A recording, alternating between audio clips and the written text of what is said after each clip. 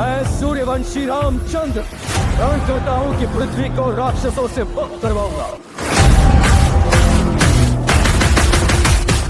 এই মুহূর্তে চর্চায় রয়েছে পরিচালক নিতেশ তেওয়ারির রামায়ণ। প্রায়শই এই ছবি নিয়ে নিত্য নতুন তথ্য সামনে আসছে। এই ছবিতে রাম ও সীতার চরিত্রে অভিনয় করেছেন যথাক্রমে রণবীর কাপুর ও সাই পল্লবী। অন্যদিকে রাবণের চরিত্রে থাকছেন কেজিএফ খ্যাত অভিনেতা যশ। कौन है रे तू? हमारे यहाँ से रॉकी भाई कहते हैं साहब। এছাড়াও হনুমান চরিত্রে আমরা দেখতে পাবো 2.5 কিলো কা হাত সানি দেওয়ালকে। और जब ये 2.5 किलो का हाथ किसी पर पड़ता है ना, तो आदमी उठता नहीं, उठ जाता है। এবার শোনা গেল অভিনেতা কুনাল কাপুরও নিতেশের নির্দেশে হাজির হচ্ছেন এই ছবিতে।